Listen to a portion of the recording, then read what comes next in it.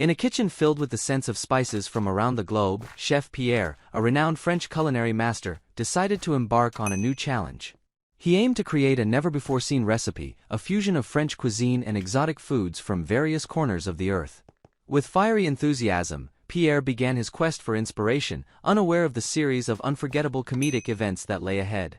Pierre started his experiment with durian, the king of fruits from Southeast Asia. He envisioned a combination of durian with foie gras as an extraordinary taste sensation.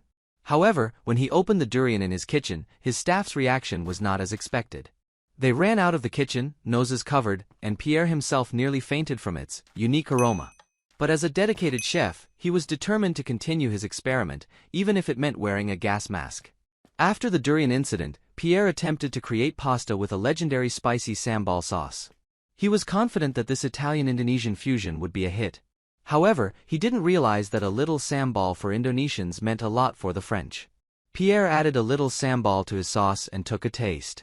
Instantly, his face turned red, his eyes watered, and he dashed to the fridge seeking relief from the spice. Unfortunately, all he found was more sambal.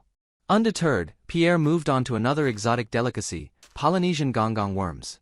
He imagined these worms as the perfect substitute for spaghetti. Carefully, he cooked the worms and plated them with his homemade marinara sauce. When he served it to his friends for tasting, they were shocked to see spaghetti wriggling on their plates. Pierre could only laugh heartily as he watched their bewildered expressions. Pierre then tried his hand at making sushi with a rare fish from Japanese waters. He spent hours mastering the art of slicing the fish perfectly. But when he tried to cut into the fish, he realized it was harder than rock. His kitchen knife broke and the fish remained intact. Pierre resorted to using a saw to cut the fish, hoping no one would see him using such an unconventional tool in the kitchen. In an effort to create a unique dessert, Pierre decided to use the miraculous African fruit that turns sour flavor sweet. He made a lemon tart and gave his guests the miracle fruit before they tasted the tart. The guests were astonished when the supposedly sour lemon tart tasted as sweet as sugar. Pierre grinned with satisfaction at his success, until he realized he couldn't taste the sourness of vinegar in his salad for the next week. Pierre also tried making paella using insects as a substitute for seafood. He believed insects were the protein of the future and wanted to be a pioneer in this trend. He cooked grasshoppers, crickets, and beetles with traditional Spanish spices. When he served his insect paella, the guests were stunned. Some bravely tasted it and were surprised by its delicious flavor, while others could only stare at their plates in disbelief. One day, Pierre decided to make fondue with exotic cheeses from the Alps. He mixed various rare cheeses and melted them in a fondue pot. However, the cheese had such a strong smell that when he brought the fondue pot to the dining room, all the guests immediately covered their noses.